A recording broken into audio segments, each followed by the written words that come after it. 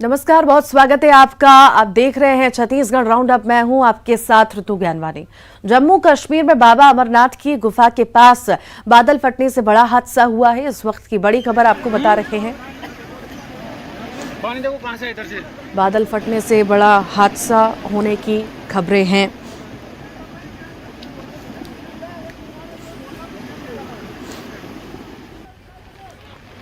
फिलहाल अमरनाथ यात्रा रोकी गई है। बाबा अमरनाथ की गुफा के पास बादल फटा है। बादल फटने से कई टेंट पानी में बह गए हैं। राहत बचाव में एनडीआरएफ, एसडीआरएफ जुटी हुई है। यह हादसा शाम 5:30 बजे का बताया जा रहा है और इस हादसे में 10 लोगों की मौत की भी खबर है। तो वहीं अभी भी 40 लोग लापता हैं। मौके पर सुरक्षा बल, एनडीआरएफ, एसडीआरएफ की टीम राहत बचाव के काम में जुटी हुई है। हादसे की वजह से अमरनाथ यात्रा के रास्ते में 8-10 हजार श्रद्धालु पर इसका असर पड़ा है। फिलहाल यात्रा को रोक दिया गया है। क्या क्या है वहाँ पे अभी सिचुएशन सर? तेज हो गई ना जी, तो मैं वहीं पे था, वहीं पे हमारे देश के साथ वगैरह, जी, तो यात्रा को मेंटेन कर रहे थे। जी, तो फिर अचानक ऊपर से लाइन आ गया। जी, फिर ऊपर के साथ यहाँ से मैंने इनको ऊपर ये होली कैंप की तरफ लिया, जी। तो वो पूरे होली कैंप में पहुंच के ठीक बच गए। तो कोई कैजुअलिटी वगैरह या इंजरी वगैरह? जी,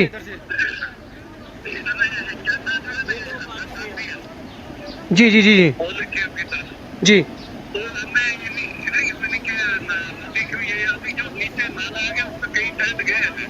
ओके, तो अभी पूरा पता नहीं है। अभी हमारी ये फोर्स लगी है वहाँ पे रेस्क्यू ऑपरेशन में। रेस्क्यू ऑपरेशन में। जी, तो your good name sir? Okay, okay. Siraj साहब, अभी कैजुअलिटी वगैरह का कोई रिपोर्ट नहीं है? अभी कोई नहीं है, अभी क्योंकि कुछ टाइम हुआ है ना, जी, तो मैं यात्रा को लेकर जो मेरे इस अपर एरिया में से इनको मैं होली कैंप की तरफ लिया मैंने सबको। जी सर। आईटीबीपी की दो कंपनियां और साथ ही साथ बाकी सारी जो हमारी फोर्सेस हैं उसमें एनडीआरएफ है, इंडियन आर्मी है, जम्मू कश्मीर पुलिस है, उनके साथ लगातार हम लोग कोऑर्डिनेशन में काम कर रहे हैं। और अभी फिलहाल स्थिति यह है कि बारिश थोड़ी कम हो गई है पहले से। पानी का प्रवाह लेकिन अभी उतना ही है। कुछ पुष्टि नहीं हुई है, लेकिन फिलहाल हम ये देख पा रहे हैं कुछ लोगों को नदी से निकाला गया है बहते हुए। डाउनस्ट्रीम में भी चेक कर रहे हैं और कोशिश ये है कि ज्यादा से ज्यादा लोगों को बचाया जा सके। अमरनाथ यात्रा की घटना पर गृह मंत्री अमित शाह ने जानकारी दी। एलजी मनोज सिन्हा से गृह मंत्री ने बात की। एनडीआरएफ, सीआरपीएफ, बीएसएफ, स्थानीय प्रशासन बचाव कार्य में जुटा है। लोगों की जान बचाना हमारी पहली प्राथमिकता है, ऐसा गृह मंत्री का बयान आया है। सभी श्रद्धालुओं की कुशलता की कामना करता हूं, गृह मंत्री ने ये ट्वीट भी किया है।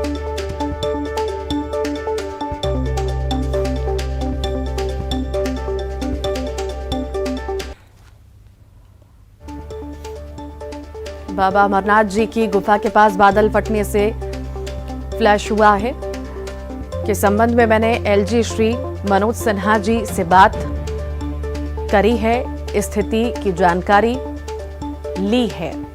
ये ट्वीट अमित शाह द्वारा किया गया है।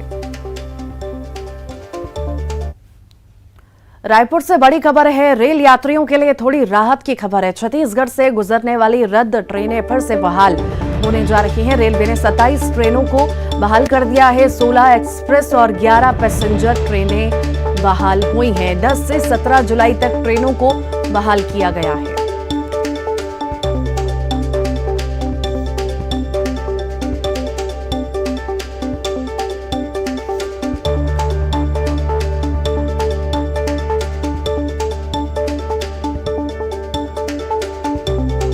और इसी पर अधिक जानकारी के लिए देवव्रत भगत हमारे साथ लाइव जुड़ गए हैं। देवव्रत, लंबे वक्त से यात्री परेशान हो रहे थे और सियासत भी उस पर हो रही थी। अब फाइनली जाकर के कई सारी ट्रेनें बहाल की गई हैं। अब सहूलियत लोगों को मिल सकेगी। जी बिल्कुल, और एक तरह से विरोध भी ये चल रहा था, सियासत भी हो रही थी, और जिस तरह से लगातार ट्रेनें रद्द हो रही हैं उससे रेल यात्रियों की परेशानी जो है वो काफी बढ़ गई थी। और ऐसे में जो फैसला भी रेलवे द्वारा लिया गया है, तकरीबन 27 ऐसी ट्रेनें हैं जो फिर से बहाल की गई हैं, जबकि अगर पिछले कुछ महीनों के आंकड़े पर हम गौर करें तो 57 ऐसी ट्रेनें थी जो कि इस वक्त प्रभावित चल रही थी, रद्द हो गई थी। उसके बाद करीब 12 ऐसी लोकल ट्रेनें थी जिनको रद्द किया गया था, 10 गाड़ियों के रूट डाइवर्ट किए गए थे, और अब फैसला लिया गया है जिसमें 27 ट्रेनें जो हैं वो फिर से पटरी पर लौट रही हैं। लंबी दूरी की इसमें 16 ट्रेनें हैं जो कि एक्सप्रेस और मेल है। इसके अलावा जो पैसेंजर ट्रेनें हैं वो तकरीबन 11 हैं। तो कुल मिलाकर के 27 ट्रेनें जब एक बार फिर से पटरी पर लौटेंगी तब यात्रियों के लिए निश्चित तौर पे ये राहत है। थोड़ी राहत तो इसे कहीं भी जा सकती है, और पूरी जो लिस्ट है वो इस वक्त मेरे हाथ में है। भोपाल एक्सप्रेस है, भोपाल से बिलासपुर जाने वाली एक्सप्रेस ट्रेन है। इसके अलावा अंबिकापुर एक्सप्रेस है, संतरागाछी एक्सप्रेस है, रानी कमलापति से संतरागाछी जाने वाली ट्रेन है, लोकमान्य तिलक टर्मिनल एक्सप्रेस है। तो लंबी दूरी की जो ट्रेनें हैं वो एक तरह से बहाल हुई है, और एक तरह से यात्रियों को यहाँ पे गौर करने वाली बात ये भी है कि ट्रेनें तो बहाल कर दी गई हैं, साथ ही साथ ये 10 से 17 जुलाई तक की गई है। आखिर कैसे और क्या? जी बिल्कुल, क्योंकि अब तक जो ट्रेनें रद्द रही हैं उसको लेकर के कभी छात्र आंदोलन का हवाला दिया जाता था, कोयला ढुलाई का हवाला दिया जाता था, और अभी जिस तरह से लगातार जो मेंटेनेंस का काम रेलवे के द्वारा किया जा रहा है, दोहरी रेल लाइन बनाई गई है, उसके चलते पिछले कुछ दिनों में जो ट्रेनें हैं वो प्रभावित हुई हैं। चाहे वो राजनांदगांव के तरफ हो, चाहे वो शहडोल के तरफ हो, तीसरी लाइन और दोहरी लाइन का काम चल रहा है, और इस वजह से लगभग बहुत सारी ट्रेनें जो हैं वो प्रभावित हुई हैं। और अब क्योंकि पिछले कुछ दिनों से ये देखा जा रहा था कि जो रेलवे द्वारा ट्रेनों की सूची है वो धीरे धीरे करके जारी की जा रही थी। कभी 10 दिनों के लिए ट्रेनें रद्द की जा रही थी, फिर उसे बढ़ा करके फिर से 10 दिन कर दिया जा रहा था। तो अभी जो हाल ही में हमने ये देखा कि जो ट्रेनें थी वो 10 जुलाई तक के लिए कुछ ट्रेनें रद्द की गई थी, लेकिन अब 10 जुलाई से 17 जुलाई तक का जो समय है इस दौरान ये ट्रेनें चलेंगी, और जिन यात्रियों के रिजर्वेशन पहले हुए हैं वो यात्री इसमें यात्रा कर सकेंगे। हालांकि एक तरह से ये भी संकट है कि जब यात्रियों को ये सूचना मिली कि उनकी ट्रेन रद्द कर दी गई है तो खुद ब खुद टिकट कैंसिल हो जाती है। तो कई यात्री ऐसे भी थे जिन्होंने खुद ही अपनी टिकटें कैंसिल कर दी। तब यहां पर यात्रियों को ये दिक्कतें जो है वो आ सकती है व्यवहारिक तौर पर, लेकिन इतना जरूर है कि जब कुछ नहीं से कुछ ही सही अच्छा, तो यही है कि थोड़ी बहुत जो राहत है वो यात्रियों को इस बार ट्रेन चलने से मिलने वाली है। ठीक, बहुत शुक्रिया देवराज जानकारी को साझा करने के लिए।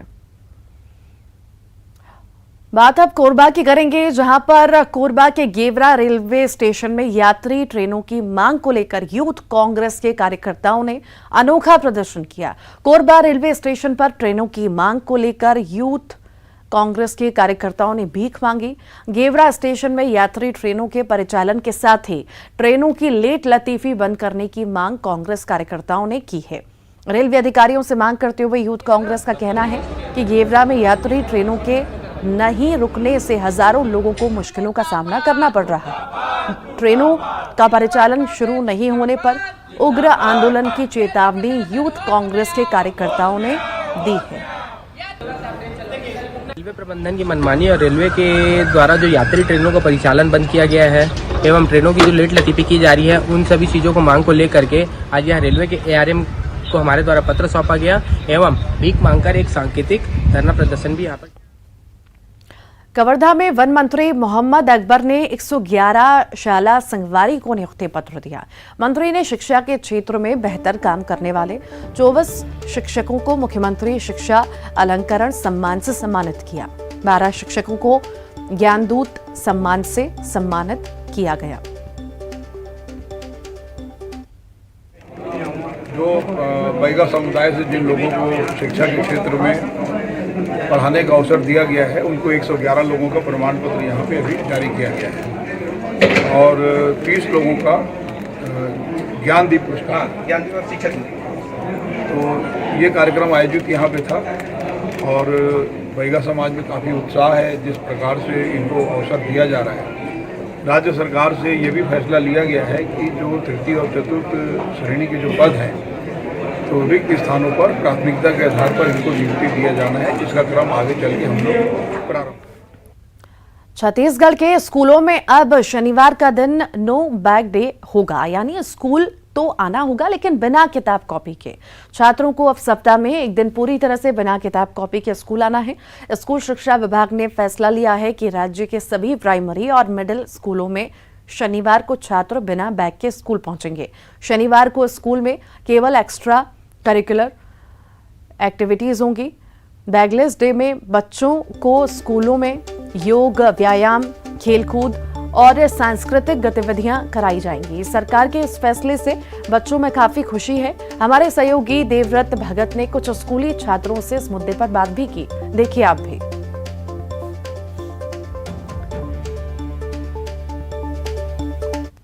शनिवार का दिन बिल्कुल बैग फ्री होने जा रहा है। बैगलेस स्कूल छात्र पहुंचेंगे, एक्स्ट्रा एक्टिविटीज के लिए इन्हें टाइम मिलेगा।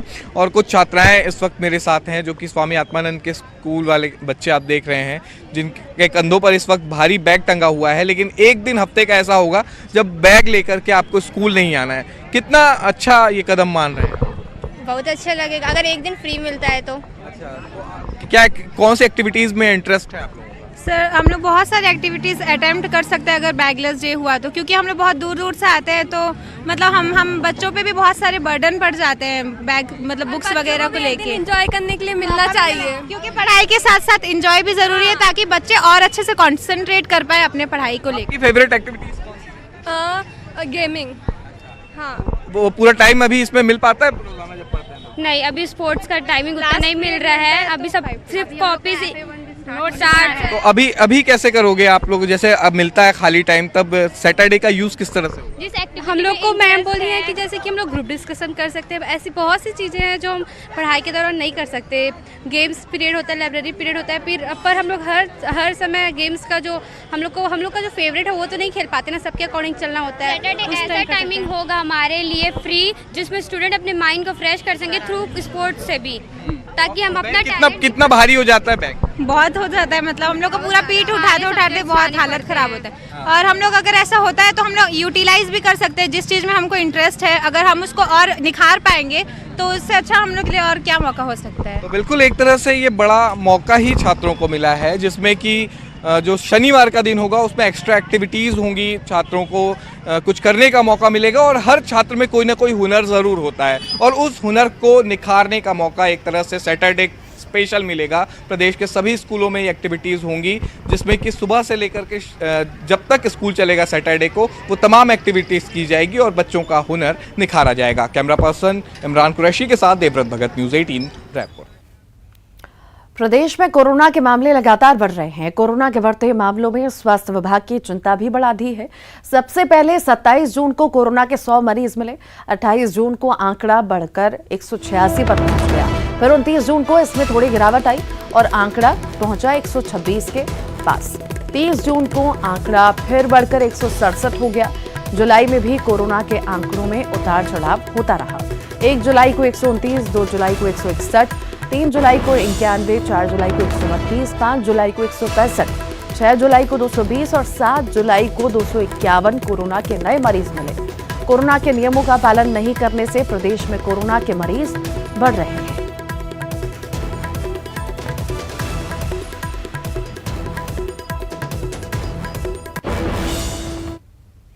रायपुर में नर्सिंग की छात्राओं ने हंगामा किया। छात्राओं ने डीएमई दफ्तर का घेराव किया। छात्राओं का आरोप है कि नर्सिंग की पढ़ाई पूरी करने के बाद भी रजिस्ट्रेशन नंबर नहीं मिला। रजिस्ट्रेशन नंबर नहीं मिलने से छात्राएं परेशान हैं। ये छात्राएं सरकारी भर्तियों के लिए आवेदन नहीं कर पा रही हैं। अपनी मांगों को लेकर नर्सिंग की छात्राओं ने डीएमई दफ्तर का घेराव करते हुए जमकर नारेबाजी की।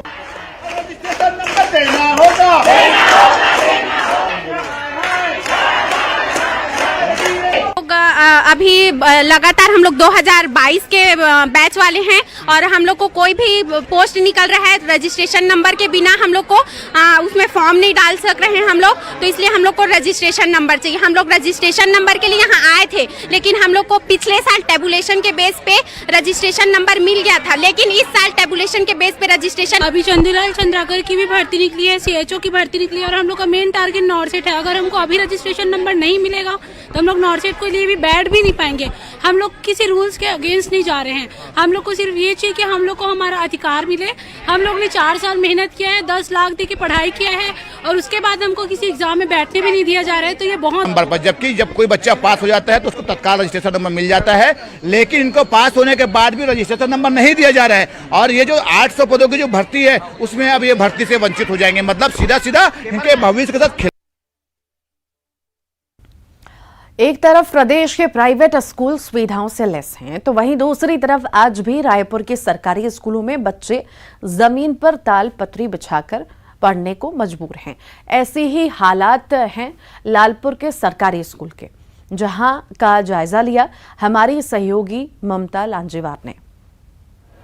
वो बच्चे वैसे ही सुविधा पा रहे हैं और हमारे बच्चे वो सुविधा नहीं पाते हैं, तो दुख तो होता है मैडम। आखिर बच्चे तो दोनों ही समान है ना, दोनों ही बच्चे हैं, तो उनको सुविधा मिल रही है और हमारे बच्चों को नहीं मिलती, तो दुख तो होता ही है।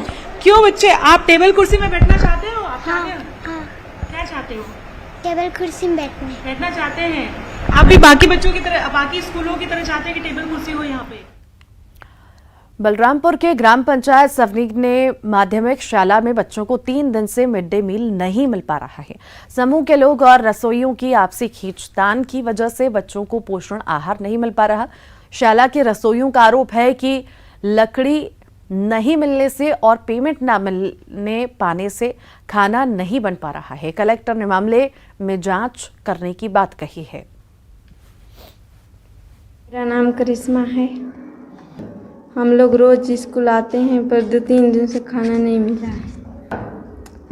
आलू और सोयाबीन बरी 3 दिन से।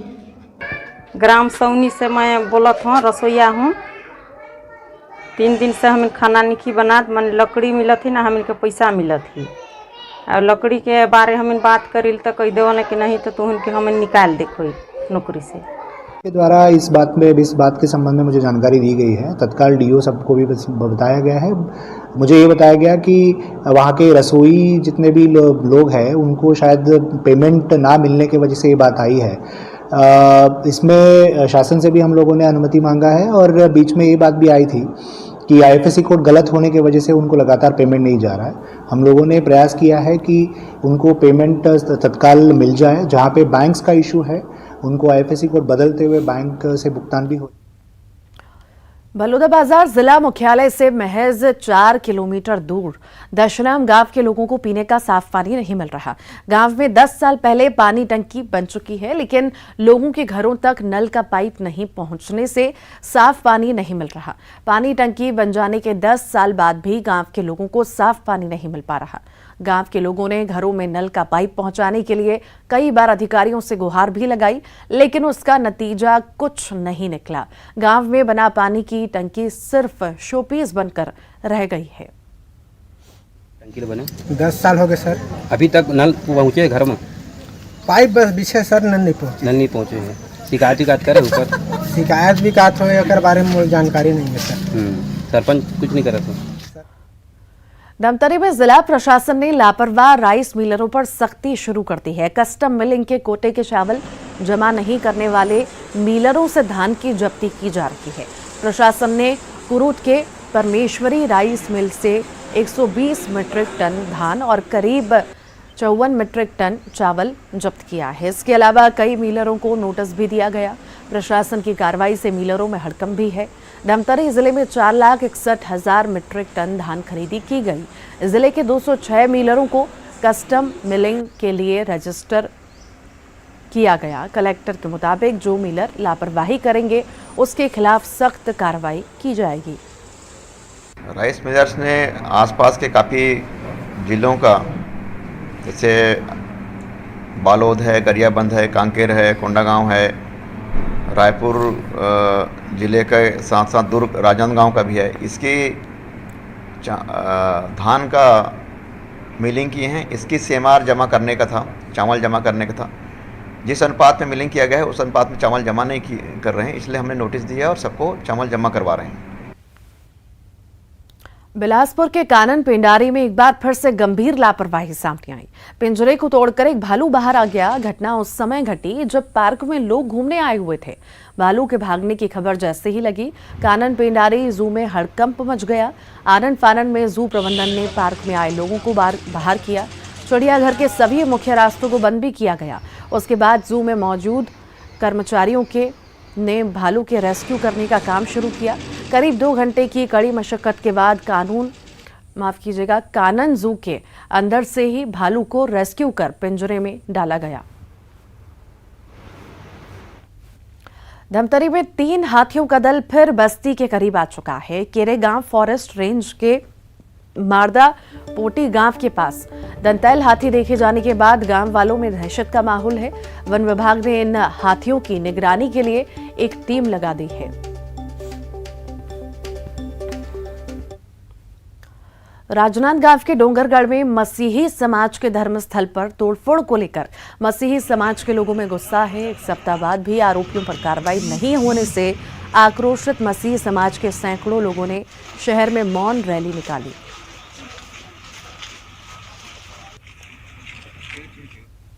मुख्यमंत्री शहरी स्लम स्वास्थ्य योजना की वजह से छत्तीसगढ़ में अस्पतालों की भाग दौड़ कम हो गई है। छोटी बड़ी बीमारियों की जांच, परामर्श और इलाज की सुविधा अब जरूरतमंद लोगों के घर तक पहुंच रही है। गरीबों के लिए ये योजना वरदान भी साबित हो रही है। देखिए ये खास रिपोर्ट। अच्छी सेहत और बीमारी में सही इलाज की जरूरत हर व्यक्ति को होती है, लेकिन कई बार छोटी बड़ी बीमारियों के इलाज के लिए गरीब परिवारों के समक्ष आर्थिक तंगी की समस्या सामने आती है, जिससे कई बार छोटी बीमारी भी बढ़कर नासूर हो जाती है। प्रदेश के संवेदनशील मुख्यमंत्री भूपेश बघेल की मंशा थी कि ऐसी स्थिति का सामना प्रदेश की जनता को न करना पड़े और राज्य में स्वास्थ्य सुविधाओं में इजाफे के साथ हर छोटी बड़ी बीमारियों का इलाज सही समय पर और सहजता से हो सके। इसी दूरदर्शी सोच और सूझबूझ से स्वास्थ्य सुविधाओं की दिशा में बड़ा कदम उठाते हुए सीएम भूपेश बघेल ने मुख्यमंत्री शहरी स्लम स्वास्थ्य योजना की शुरुआत की, ताकि झुग्गी बस्तियों में रहने वाले और जरूरतमंद गरीब परिवारों समेत आम नागरिकों को भी बीमार पड़ने पर अस्पतालों की भागदौड़ के बजाय अपने घर के पास ही बेहतर स्वास्थ्य सुविधाएं मिल सकें। इस योजना के तहत शहरी इलाकों में मोबाइल मेडिकल यूनिट हर वार्ड में झुग्गी बस्तियों तक पहुंचकर वहां लोगों का इलाज करती है। हॉस्पिटल में लोगों को जाने की जरूरत नहीं है, हॉस्पिटल खुद लोगों के पास पहुंच के काम कर रहा है। सबसे बड़ी बात, इसमें 42 टेस्ट हो रहे हैं जिसमें दवाइयां फ्री में दी जा रही है। 1 नवंबर 2020 को मुख्यमंत्री शहरी स्लम स्वास्थ्य योजना की शुरुआत की गई थी और फिर योजना का प्रदेश भर में विस्तार 31 मार्च 2022 में किया गया और कम समय में ही अब तक मोबाइल मेडिकल यूनिट ने 22,42,000 से ज्यादा लोगों का मुफ्त इलाज कराया है। बीपी का इलाज के लिए आया था और प्राइवेट में जाने से पैसा वैसे थोड़ा ज़्यादा खर्चा होता है। अब यहाँ आया अपना निगम का हॉस्पिटल में, या मैडम के पास दिखाया तो मुझे अभी दवाई देंगे बोल के मैडम बोले हैं। परिवार के मुखिया की तरह प्रदेश की जनता का ख्याल रखते हैं छत्तीसगढ़ के मुख्यमंत्री भूपेश बघेल। और इसी के साथ ही फिलहाल के लिए इस बुलेटिन में इतना ही। खबरों का सिलसिला लगातार जारी है।